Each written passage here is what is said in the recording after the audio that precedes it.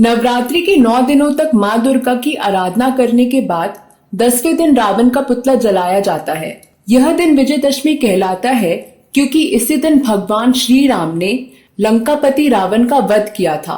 लेकिन क्या आपको पता है कि रावण की मौत का कारण उसका ही अस्त्र बना, क्योंकि राम ने रावण को अपने अस्त्र से नहीं बल्कि रावण के अस्त्र से ही मारा था। दरअसल रावण को मारने के लिए रावण पर कोई भी अस्त्र कारगर नहीं हो रहा था। तब विभीषण ने राम को रावण के उस अस्त्र के बारे में बताया था जिससे रावण का वध हो सकता था, और फिर उस अस्त्र से राम ने रावण का वध किया।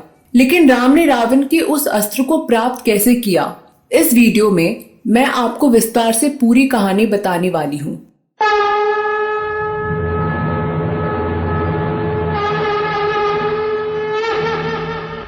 आपको तो पता ही है कि रावण परम ज्ञानी पंडित था, लेकिन अहंकार के चलते उसने सीता का हरण किया और लंका ले गया था और उन्हें अशोक वाटिका में कैद करके रखने का दुस्साहस किया था। लेकिन रावण ज्ञानी होने के साथ साथ बहुत शक्तिशाली भी था। उसे मारना बहुत मुश्किल था, लेकिन भगवान श्री राम हनुमान जी की सहायता से राक्षस राज रावण का वध करने में सफल हो पाए थे।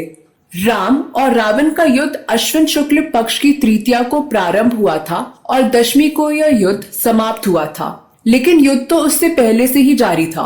कुल मिलाकर युद्ध 32 दिन चला था। राम जी और रावण के बीच चले युद्ध में 2 प्रकार के धनुष का जिक्र मिलता है। एक जो प्रभु श्री राम का धनुष था, जिसे वह सदैव धारण करते थे, उसे कोदंड कहा जाता था। कोदंड का अर्थ होता है बांस का बना हुआ। लेकिन कोदंड कोई आम धनुष नहीं था, बल्कि एक चमत्कारिक धनुष था जिसे हर कोई धारण नहीं कर सकता था। कोदंड एक ऐसा धनुष था जिसका छोड़ा गया बाण लक्ष्य को भेद कर ही वापस आता था। लेकिन राम जी सदैव अपने धनुष का उपयोग तभी करते थे जब बहुत आवश्यक हो। परंतु रावण का वध इस धनुष से नहीं किया गया था। रावण के वध के लिए एक विशेष धनुष की आवश्यकता थी। जब प्रभु श्री राम और रावण के बीच भीषण युद्ध होने लगा और रावण पर किसी अस्त्र का प्रभाव नहीं हो रहा था, रावण को मारना मुश्किल हो रहा था, तब विभीषण ने प्रभु श्री राम को बताया कि रावण को मारने के लिए एक विशेष अस्त्र की आवश्यकता है, नहीं तो ये युद्ध ऐसे ही चलता रहेगा। यह अस्त्र ब्रह्मा जी ने रावण को प्रदान किया है, जिसे रावण की पत्नी महारानी मंदोदरी के कक्ष में छिपाया गया है। विभीषण ने प्रभु श्री राम को यह भी बताया कि इस अस्त्र से भी रावण को तभी मारा जा सकता है जब उसकी नाभि पर प्रहार किया जाए। लेकिन अब समस्या यह थी कि उस अस्त्र को प्राप्त कैसे किया जाए।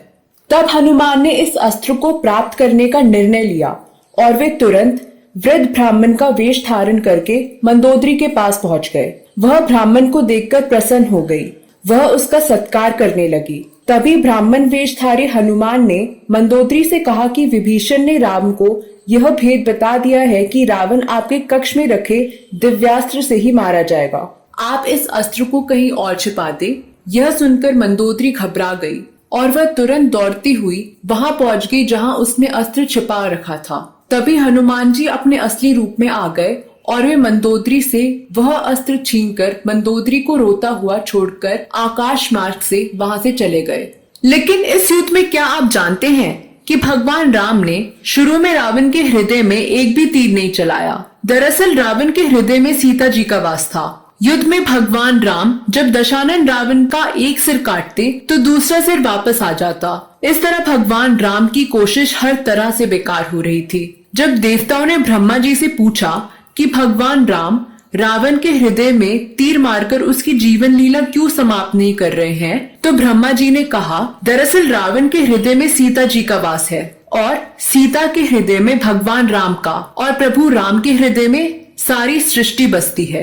इसलिए अगर भगवान राम रावण के हृदय में तीर मारते हैं तो संपूर्ण सृष्टि का अंत हो जाएगा। इसलिए ब्रह्मा जी ने बताया कि जैसे ही बार बार सिर कटने से व्याकुल रावण के हृदय से सीता कुछ क्षणों के लिए हटेंगी तो भगवान राम उसके हृदय में तीर मार देंगे।